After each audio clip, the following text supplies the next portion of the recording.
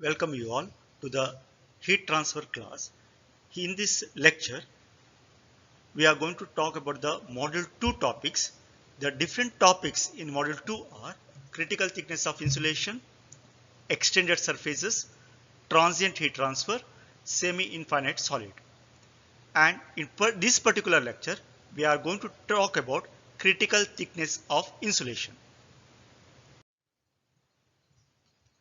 Actually, before starting what is meant by critical thick insulation, it is our duty to understand what is meant by insulation and what are different insulation that are available commercially, or what are those insulation that are used very frequently.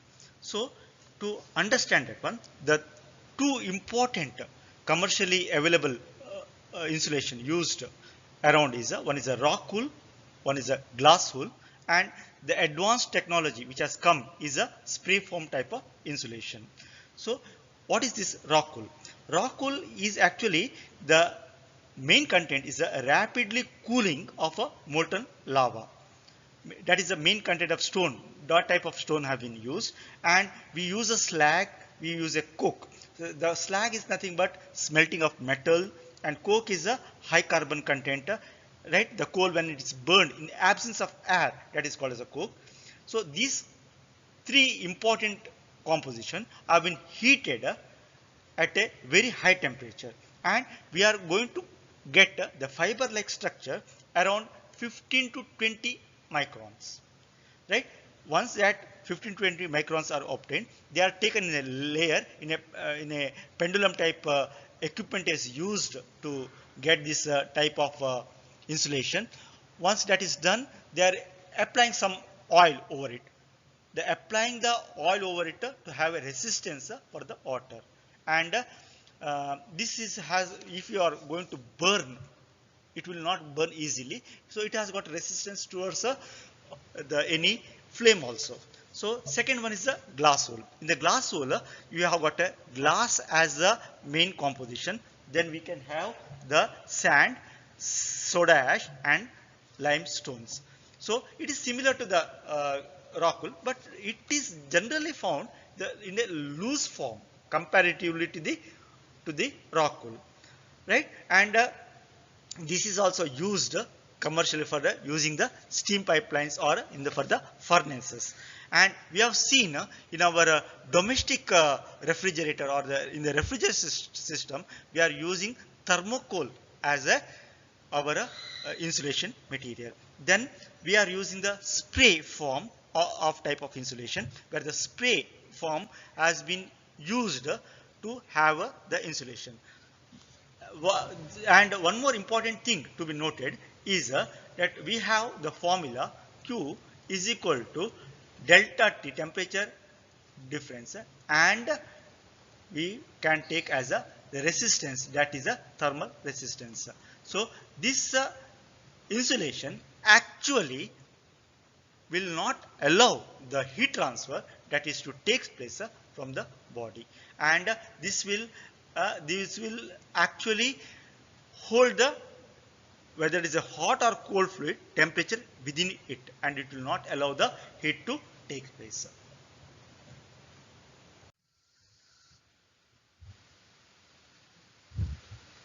It is our general perception that adding any insulation on the surface minimize the heat loss rate. Suppose I'm having a refrigerator, right, and it has been insulated. It has been insulated. So insulation is provided on the surface of a refrigerator so that the heat transfer should not take place in any direction, right? Similar, if I am going to add few more layers or a composite layer on the surface of a refrigerator, surely it will not allow the coldness or the fluid which is there, the temperature will to transfer to the all.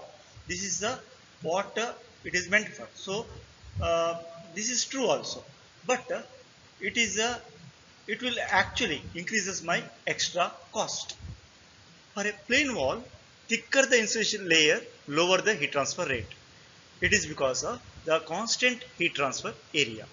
So if I am going on adding, it will surely hold the fluid temperature, but it will increase my financial things. The economics of the insulation will surely going to increase. So we cannot afford for those things. It is not justified from the financial aspect. So an addition of the insulation always increases total thermal resistance in the path of heat flow without affecting the convection resistance. So I can go on adding any insulation for a in the case of plain wall. It will actually reduces the heat flow, but also after certain uh, amount of layer, if you are going to add, it will increase your cost. So it is not meant for it. So we should avoid having more insulation from the financial point. But in the case of a sphere and cylinder, the addition of insulation increases the heat loss, and only up to certain value outside the radius beyond this heat transfer rate decreases. So where do we find the application of spheres? Spheres we can get in case of the refineries where I'm going to store the petroleum products, right? It is in the case of spheres. And cylinder, we have steam pipelines, we have the furnace gases, flue gases, and even the AC duct are either in the cylinder or in a rectangular duct. So insulation is provided for a betterment, that it should not allow the fluid temperature to go. But here in this case, as I increase the this one thickness, the as the thickness is increased, temperature increases. The temperature increases, which should not happen, and it increases to a certain level, then it decreases, right? So my next question is, if it is going to increase, why the necessary of providing the insulation? One thing is these pipelines are very hot or very cold, right? If I'm taking a cryogenic, it is a very cold. When it is in the case of a steam, it is very hot, right? These temperatures are very hot. If people or the working personnel comes under in contact with this pipeline, surely there will be burns. Even the birds or animals moving around the plant, right? If they also come in contact with this pipeline, surely it will be dangerous. So we have to provide insulation. Now the next question is, if it is going to increase, then how much insulation is to provided? So as I increase the insulation, it will going to increase up to certain level, and that point is called as a critical point. That is called as a critical point, right? And beyond that, if I go, it will once again decreases. So I have to provide insulation. Now whether it should be away from the uh, critical radius, so it should be either the point A or B, as mentioned over the graph. It should be noted that always the cost plays an important role over here, so that it has to be also be taken into account. The outside radius of insulation at which the heat flow is maximum is called as critical radius of insulation. So after outer radius R2, if I am providing the thickness, that is R2 plus T, that is the critical thickness, is a very important, where the maximum heat transfer from that pipeline takes place. The corresponding thickness of the insulation layer which have been provided is considered called as a critical thickness of insulation, at which heat loss becomes maximum. In case of steam, and refrigeration pipeline, if the radius is greater than the critical radius, the rate of heat flow will decrease from its peak value. From the graph, it is very clear, right? Here, it is the outer radius. So this is the R1 inner uh, inner diameter. This is the outer diameter. Corresponding inner radius can be considered. And if I increase the insulation, it is going to increase the heat transfer, right? The heat is going to increase, and that point where it gets its maximum is called as a Q critical, or here this is the corresponding radius is a R critical. Once that is happening, then it start decreasing. So either I have to provide the insulation at this point on or this point. So it depends on the cost and how we are dealing, which fluid we are dealing with. Hence, such a cylindrical pipeline insulation should be greater than the critical thickness. So, if I provide less, surely the temperature will be very high, and the effectiveness or the body, which is external body, which is coming in contact with that cylindrical pipe, will be affected very badly. That there will be severe injuries may happen. So, we have to provide the thickness more than that one. In case of electrical cable or wire which is carrying current, is insulated to provide safety against the grounded surface. So it is the conductor is carrying the current, and if we know that if any personnel come contact with that pipeline or with the electrical cable, there will be shocks. So we have to avoid that one. Therefore, we have to provide the insulation. In when we are providing the insulation, we are generally providing the material is the rubber, PVC, or some polymers. These are the insulations which have been provided. And when the insulation so provided, if it is greater than the critical thickness, will be good insulator for the current, but poor for the heat. So if I provide larger amount of insulation for the electrical wire, from the point of insulation, it's very nice, but from the current, because it is carrying the current, it is producing the heat, the Q, the heat is generated. In case that it is we can take as I square into R. This much heat has been generated. If that heat generated, we may affect the insulation. To avoid that one, right, I have to should not go with the maximum uh, insulation or the beyond the critical insulation. That is in the cable, as the temperature reaches steady and within the safety limit, heat must be dissipated to the surrounding at the same rate which it is generated. If the cable, the conductor is are producing certain heat, that should be equally dissipated outside in the same amount. Otherwise, it will affect the liquefaction of the outside insulation. That is a liquefaction of the rubber, polymer, or any other material that has been provided. Hence, in electrical cable or wire, the thickness of insulation is always kept less than the critical thickness.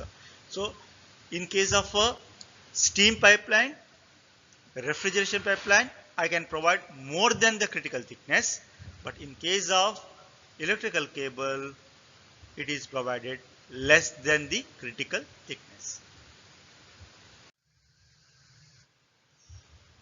For wires and cables, the thickness of the radius is kept lower than or critical. So the insulation, the thickness of the insulation which I should provide, it should be less than the critical thickness. If the current flowing through the uninsulated wire is I square R, so we can quantify the heat generated from the wire through I square into R, where I stands for ampere of current and R is the resistance. So we know that the heat generated of the wire should be equal that heat goes out from that wire. So if it is goes out equally, then there is no issue of a wire getting damaged. But if it is not, then if it increases and exceeds the melting point and a wire snaps. If the wire is insulated, it can dissipate more heat and wire temperature remains below the melting point. So one should take care the wire should not melt. We have seen if the somewhere the wire melts, people will get a shock, right? Electrical shock has been observed if the insulation is not proper. Let us see the derivation for a radius of insulation for a cylinder. So this is a radius, and R1 what has been shown is the outer radius. For our this one, the inner radius is not considered here, and R1 is the radius of the pipe, and R2 is the insulation or the thickness which has been given the insulation. If you see here, this is the T1. T1 is the temperature of the fluid, right? Which is in this pipe the fluid is flowing. That temperature is shown as T1, and T infinity is the temperature of the surrounding. That is the surrounding temperature or the ambient temperature, that is represented by T infinity. And the K is the value of the insulating material, right? Since this is a pipe and it has been insulated through certain radius of thickness, and the K is the thermal conductivity of that insulating material. And if you can see here, they have been shown this as the R insulation and R convection.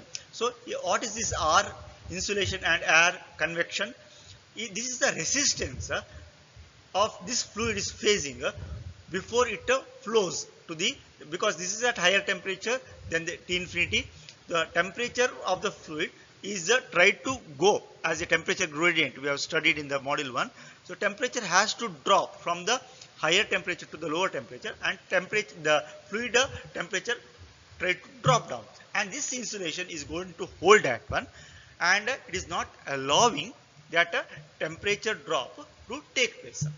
So to start with our derivation, Q is equal to temperature gradient and the thermal resistance, and here the temperature gradient is T1 and T infinity. So instead of delta T, I can have T1 minus T infinity. What are the thermal resistance? One is due to R due to insulation, and second is due to R due to convection. So those things I have placed here. That is R thermal.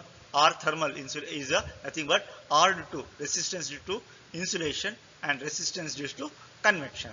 And R insulation is given by ln R2 by R1 divided by 2K L into K. And you can find this formula in your handbook. If you refer the data handbook, this is in the page number 45. You can find the equations, right? These two equations. This is for the R insulation, and for the convection it is given by 1 by H into 2 pi. R2 is the radius, outside radius, and length. This is to the area. H into A is considered for the convection, and instead of area I am going to have, that is 2 pi RL is the general formula. Here I have modified because here the convection is referred with the radius 2. So instead of R I am going to have R2, and L is the length of the insulation. So if you see here, the common factor in both this one is 2 pi. So I can take 2 pi in the numerator. So what remains here? Here ln R2 by R1 divided by K and 1 by H or H naught. Here since it has been given H, I might have written better here H rather than H naught and radius R2. If you see for a maximum thickness to see our aim is to find out the maximum thickness where the which is also referred as a critical thickness in this case where the maximum heat transfer that takes place. To find out that, we are taking the help of the mathematical expression. So to get this one, I have to equate, I have to differentiate this is with respect to radius R2, differentiation with the respect to R2, and I have to equate to 0. If I take the expression, I have to consider only denominator because numerator has nothing to do with the thickness of the pipe. You can see 2 pi and temperature difference which has nothing to do and they are constant. If I have to consider the radius, that is only is there in the denominator. That's why I am differentiating the denominator. Denominator, I have taken the first factor. This is from R insulation, and second factor that is due to R convection. So on differentiation, I'll get this as a, because here R2 is there and ln R2 by R1.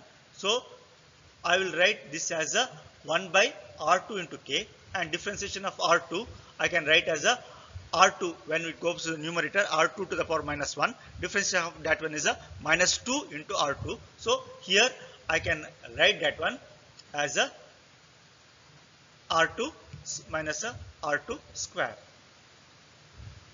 Fine. So on equating that one, here this is a negative sign. I will shift that on the other side. So it is 1 by R2 into K is equal to 1 by H naught R2 square. Since I can take both the numerator is 1, I can write this as a R2 into K into H naught into R2 square.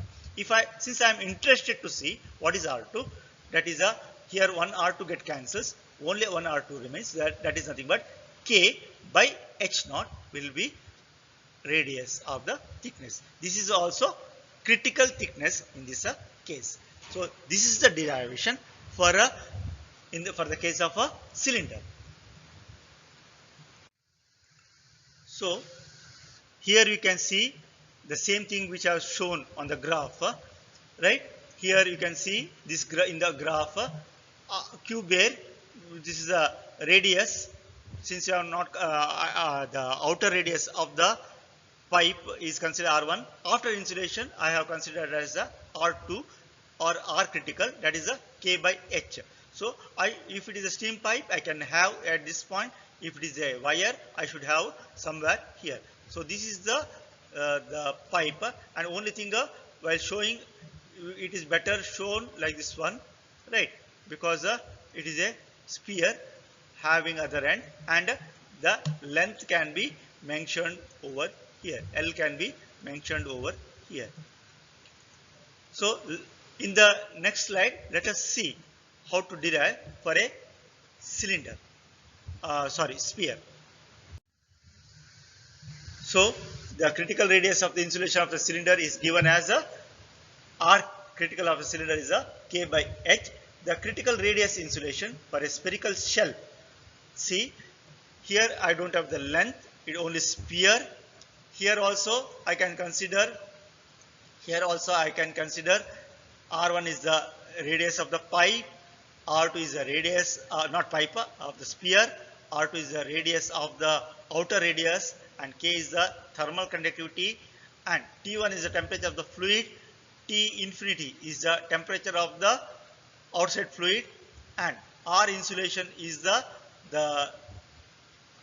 resistance offered by the insulation. Here the insulation is provided, and the H is the convective transfer coefficient of the fluid which is flowing outside, and T infinity is the ambient temperature which is flowing outside the or ambient conditions. The same way what I have dealt for the cylinder, let us see the derivation for a Q for the uh, in the case of a sphere. That is a Q is equal to delta T by R thermal. The delta T is given as T1 minus T infinity, that is the temperature of the fluid minus temperature of the surrounding, and R thermal is given as R insulation and R convective. This is a can be mentioned as, so here in this case if I can modify this one, I have got a equation 1 by 4 pi k 1 R1 minus R2. This expression once again is available in the data handbook. You can refer page number 45, 8th edition. As you go to different edition, little bit variation may take place in the selection of the formula. So Q convection is given by 1 by, so here this is a Q for the Q insulation only due to, this is the taking place due to insulation, right? And convection, if I have to take resistance convection to replace here, I can take the resistance as the area, that is 4 pi R square, and Q is equal to delta T. I am going to replace here, delta T is T1 minus T infinity, and R insulation I am going to replace this part, that is writing in a different form the same equation. It is written here R2 minus R1. I have clubbed this thing, and 4 pi R1 into R2, and second part for R convection I am going to have 4 pi R square, and of course with the area I have to consider the convective heat transfer coefficient, that is a H when it comes to the R convection. Now I have to differentiate this with respect to R2, and I have to equate to 0. So since delta T has nothing to do, I am doing the differentiation only with the denominator and equating to 0. So I have written this expression as a 1 by 4 pi k and R2 by R1. For the easier understanding, for to get the differentiation, I have once again split it into for this one, and I have taken this factor over here. You have seen there were 3 terms within the bracket, but the first term R2 by R1 R2. So here when you simplification you will get to 1 by R1. So it has got no significance as we are differentiating with respect to R2 only. So second term I am differentiating and I will get 1 by R2 square. Similarly the third term when I differentiate I will get 2k by R2 into H0. Now I have to equate this one to 0 after differentiating. So this term cannot be the first, this the term 1 by 4 pi k cannot be equal to 0. This term should be 0. Therefore I have taken the 2 terms over here, that is inside the bracket, that is R2 H naught and 2 pi R2 square. On a simplification you will get H naught is equal to 2k R2, or R2 is in this case is R critical is 2k by H naught. So on summarize, we have done the critical insulation for cylinder as well as a sphere. In case of a cylinder, the R2 value, that is R critical, is equal to K by H naught, but in case of a sphere it is the R2 value, that R critical is equal to 2K by H0. Thank you.